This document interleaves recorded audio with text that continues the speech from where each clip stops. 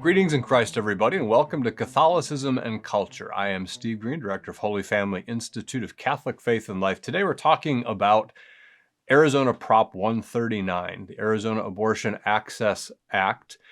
And using AZ Prop 139 as a lens, I want to take a look at three of the most common arguments in favor of abortion. To do that, I'm going to use science, history, and a little logic.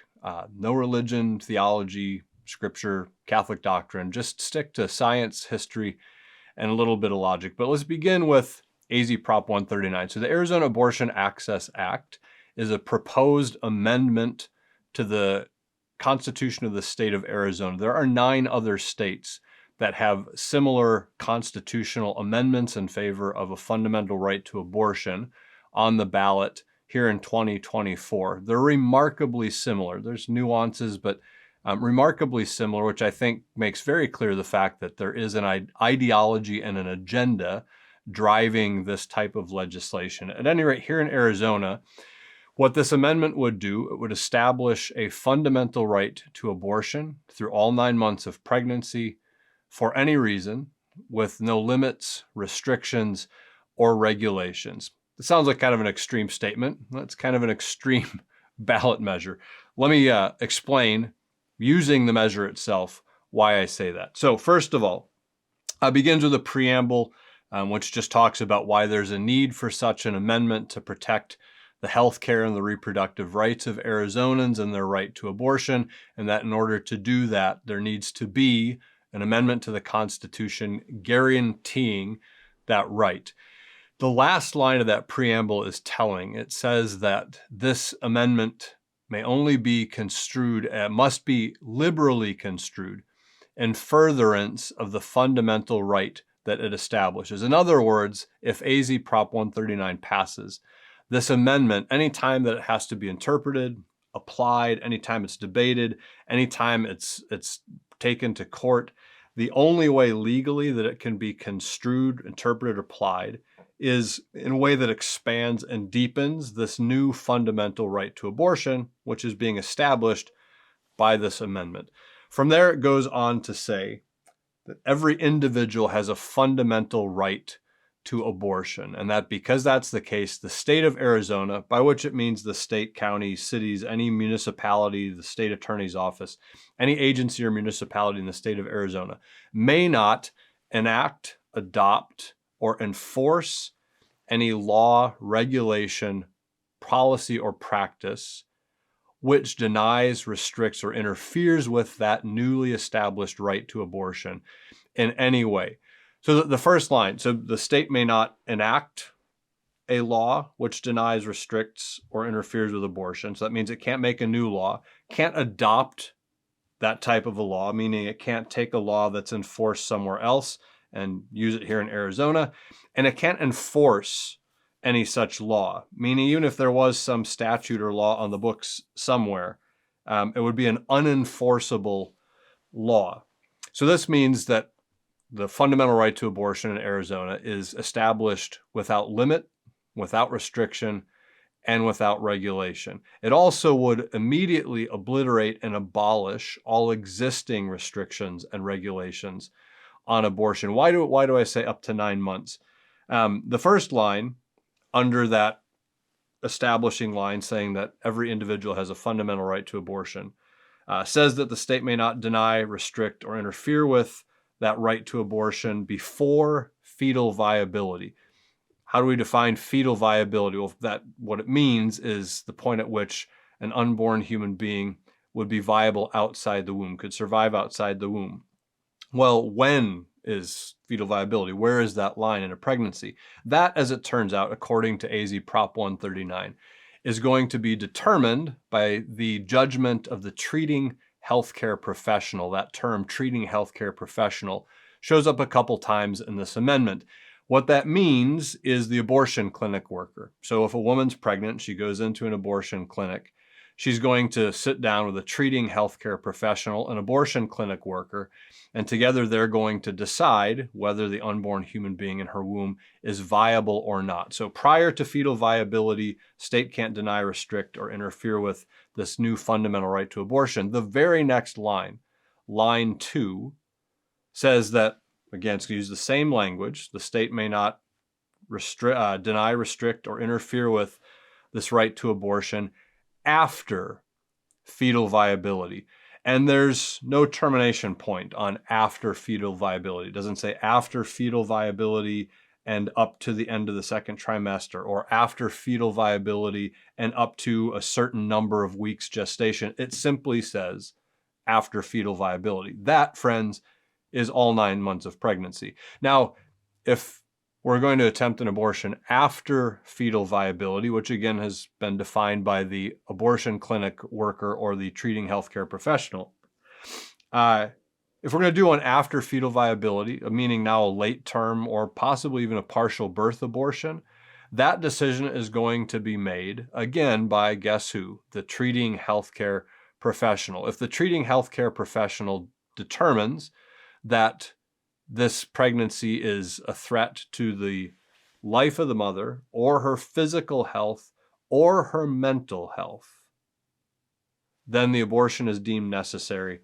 and on we go. So, like I said, this amendment, and you can read it for yourself. It's very short. It's a one-pager. I've heard all the propaganda. I've seen the ads. Astonishing the level of deception that has been used by the abortion industry to push and prop up AZ 139. The spin doctoring and the way that it's presented is disingenuous at best, deeply dishonest, and cynical at worst. So I'm aware of how this has been pitched. It's been pitched as women's health care. It's been pitched as women's reproductive rights and a fundamental battle for women's rights and women's health to begin with. Nonsense. Rubbish. It's no such thing. AZ Prop 139 is not pro-choice legislation about women's health care and reproductive rights. It is pro-abortion activism intended to create permanent abortion anarchy in Arizona. This amendment is not about women's rights. It's about a radical expansion of the abortion industry's power and profitability. And although we hear a lot about this grassroots movement, in reality, AZ Prop 139, the Abortion Access Act, is not legislation of the people, by the people, for the people. It is instead a power play by big business to permanently enshrine the abortion industry's corporate priorities into state constitutions nationwide. This amendment would not only strip away all the current restrictions and regulations on abortion in Arizona, it would make it impossible to institute restrictions or regulations in the future. This is abortion anarchy, and this is what this amendment fully intends. If Prop 139 passes, it would make Arizona's state constitution among the most radical abortion laws, not just in the United States, but in the entire world. And so in defense of this proposed measure, the whole abortion debate has powered back up here in Arizona. I'm sure that's true in the other states where similar constitutional amendments for a fundamental abortion right are on the ballot. But here in Arizona, what's occurred to me is I've heard a lot of kind of these same old common arguments in favor of abortion. Two of the three that I want to talk about are kind of rank and file arguments. Yeah, you hear them just kind of, the man and woman on the street in support of the pro-choice position. But the third one is a much more sophisticated argument. I think it's also much more sinister. And this one, you hear generally from people who are well aware of exactly where the abortion debate stands in our current moment. So I want to take a look at the three of those kind of through the lens of Prop 139. The first common argument in favor of abortion that you hear a lot is, well, listen, we just don't know when human life begins. Now, so it's a mysterious question. It's an unanswerable question. No one can really know for sure. Or according to certain politicians, that question of when human life begins is simply above their pay grade. Again, nonsense. Rubbish. That's not at all true. We know perfectly well when human life begins, and we know it because that question turns out to be an entirely scientific question. Science can answer the question. Science has answered the question. So when does science say a human life begins? at the moment of conception in every case. Science obviously has to classify things. It makes distinctions in order that we can tell things apart one from the other. And one of the fundamental distinctions that science has to make, of course, is the distinction between living things and non-living things. So at the moment of conception, science, of course, we have sophisticated technology and instrumentation. Scientists have actually observed the moment of conception when sperm penetrates egg and forms the zygote, which of course will develop into the blastocyst, embryo, fetus, etc., etc. At that very first moment of conception, scientists have been there observing, and even filming. Immediately from conception, we have a life.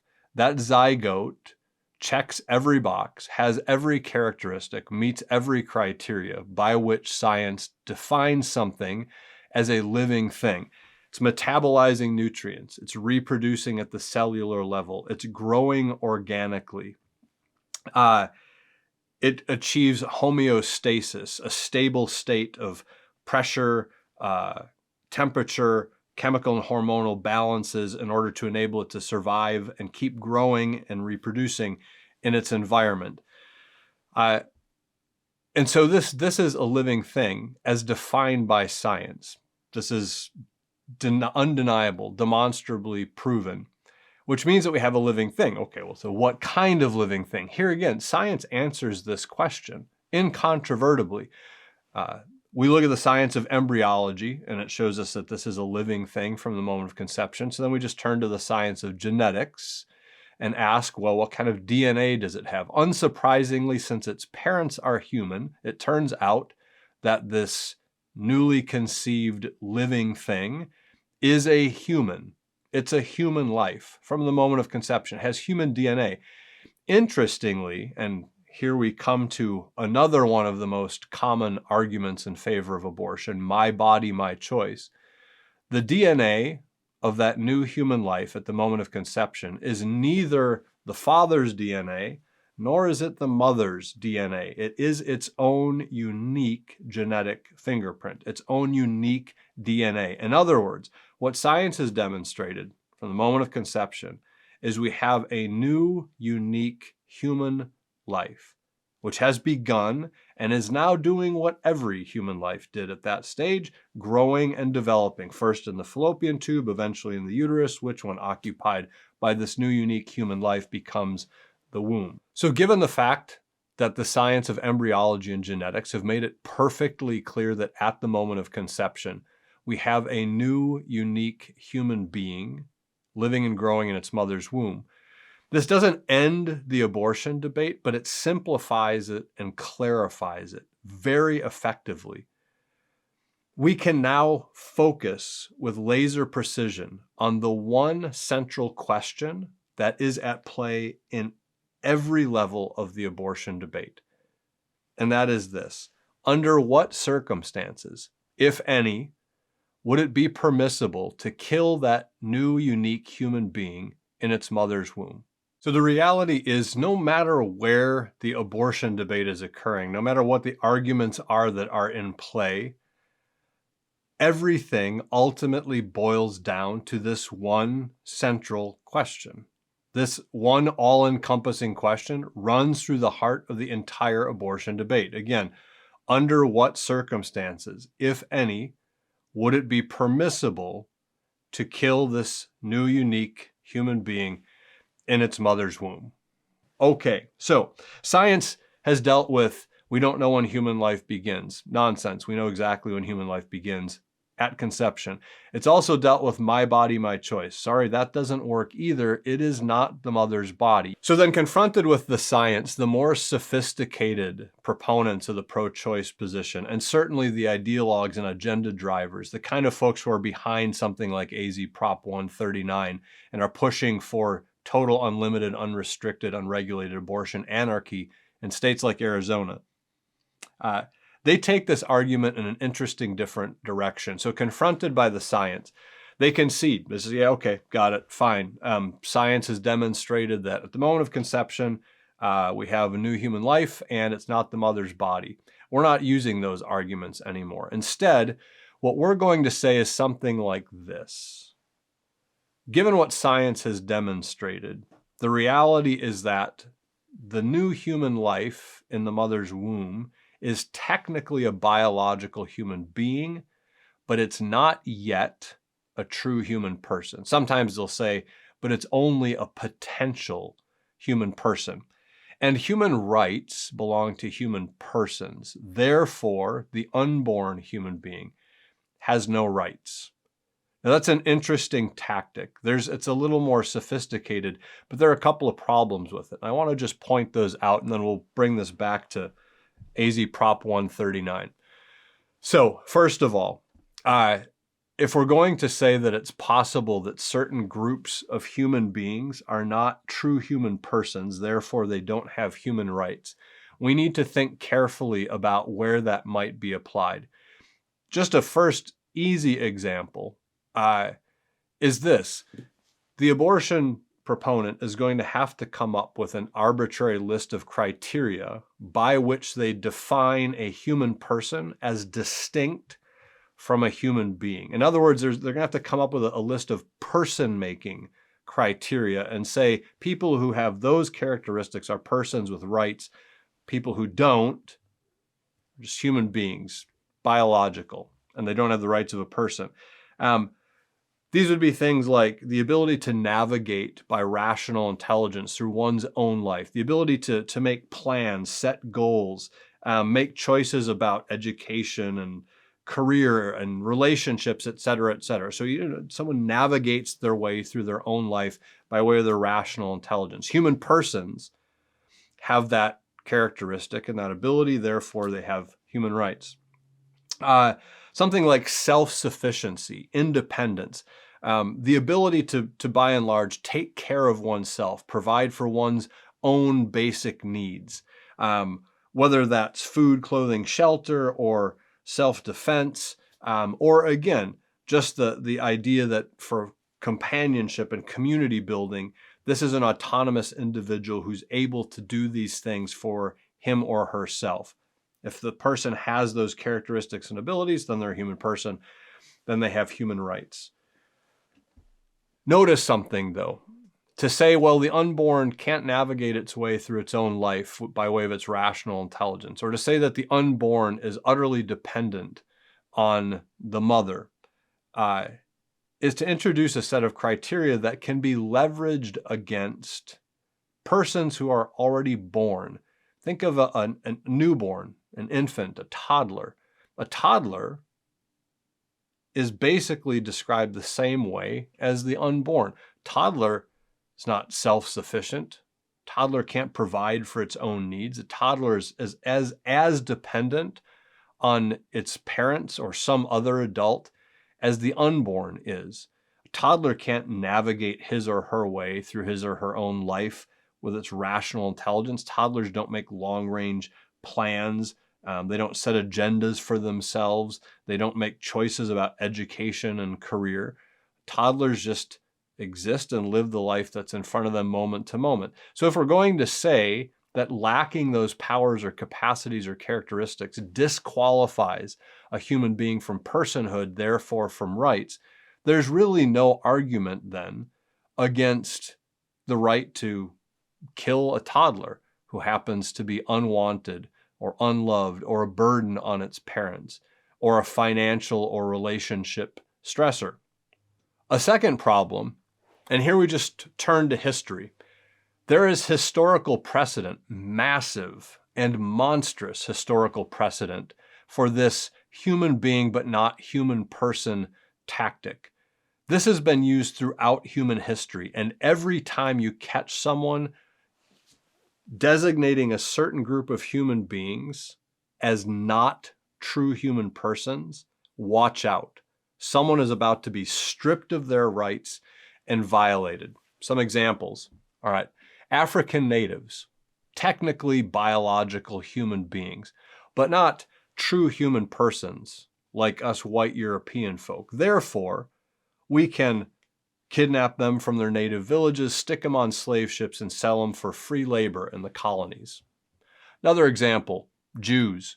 Technically biological human beings, but not true human persons like us Teutonic Aryan Nazis. Therefore, we can shove them into ghettos in their native cities, stick them on boxcars, and bring them to concentration camps to be worked to death or gassed. The disabled. Yeah, technically, people with disabilities are biological human beings, but they're not true human persons like us able-bodied or intellectually able folks. Therefore, we can deny them access to certain transportation or housing. We can refuse to accommodate their disabilities in the marketplace or the workplace. We can deny them the right to higher education. And if we think about it, we might want to prevent them from breeding or marrying, because we certainly don't want the disabled to pass on their disabilities and defects to the next generation of humans. If you think that one's a work of fiction, just look up the eugenics movement of the late 19th and early 20th century. And then finally, and this one I think is particularly relevant to the abortion question, women. Sure, women are technically biological human beings, but they're not true human persons like us men, the gents, the dudes. Therefore, they don't have the right to decide who they marry, or to receive an education, or to work in certain jobs, or to hold political office, or even to vote in our elections. You see, this tactic, the technically human being but not true human person thing, has been used throughout history. It should be obvious it is a monster-making idea, and it is now being leveraged against the unborn. So this is what's at stake in Arizona Prop 139. The ideology behind Arizona Prop 139 and the similar ballot measures in those 9 other states reveals how the abortion industry thinks about the unborn. So science, embryology, and genetics has made it perfectly clear, has demonstrated conclusively that at the moment of conception, a new, unique human being comes into existence and begins growing, developing in its mother's womb. The proponents of Arizona Prop 139, however, treat that unborn person as a non-person, as a product of conception or a clump of cells, or just a fetus, and claim, therefore, that they can be killed and disposed of at any stage of pregnancy for any reason, as long as their mother and the abortion clinic worker agree on it. History and simple logic make it abundantly clear that it is a monstrous idea to demote certain groups of human beings from personhood and then strip them of their rights and violate them. But this is precisely what the proponents of AZ Prop 139 are doing.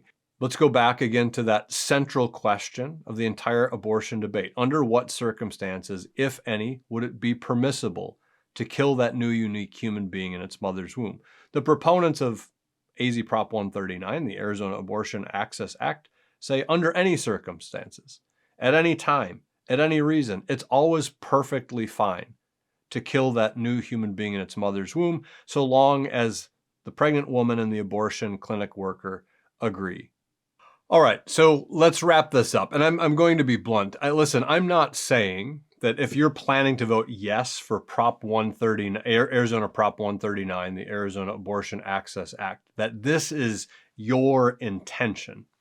But if it were your intention to reject or ignore the scientific facts and findings about both the beginning of human life at conception and the unique individuality of that new human being in its mother's womb, if it was your intention to rob a vulnerable group of your fellow human beings of their personhood, strip them of their rights, and then violate them, if it was your intention to abolish all the regulations and restrictions in place that are meant to protect and inform pregnant women and especially pregnant minors, many of them in very, very difficult and even dangerous circumstances, you could not find a better way to do that than to vote yes for AZ Prop 139. If, on the other hand, any of that seems like a bad idea, too radical, too extreme, vote no on AZ Prop 139. And please share this video or at least the information in this video with anyone you know that might also be thinking about voting for a ballot measure like this. And while we're on the subject of abortion and voting, a final point, if I may, and I'll close with this. While a person is obviously always more complex than a policy, therefore more complicated and difficult to analyze, it should be fairly obvious from everything we've said so far that if you are planning to vote for candidates at any level of government who actively support and promote abortion, who are actively working to expand and constitutionalize this or create this fundamental right to abortion, or who are calling for abolishing regulations and restrictions on the practice of abortion, you're putting yourself in essentially the same position as you would be in if you voted yes for a ballot measure like Arizona Prop 139. I'm not telling anyone who they should vote for, but once you see the abortion issue clearly through the lens of science and its historical context on these arguments in favor of abortion, it should be very clear the type of political candidate that you should not vote for. And in both cases, pro-abortion ballot measures and pro-abortion politicians using your vote to advance the cause of more abortion with less restriction and regulation should appear to all reasonable people of goodwill to be a bad choice. And I think we all need to think seriously as citizens of the United States who believe in human rights about voting accordingly. Thanks so much for watching this episode of Catholicism and Culture. Please subscribe to our YouTube channel. That way you get new videos when they're released. And please feel free to share and post this everywhere. In the meantime, remember, the church has what the world needs, so learn your faith, live your faith, and share your faith.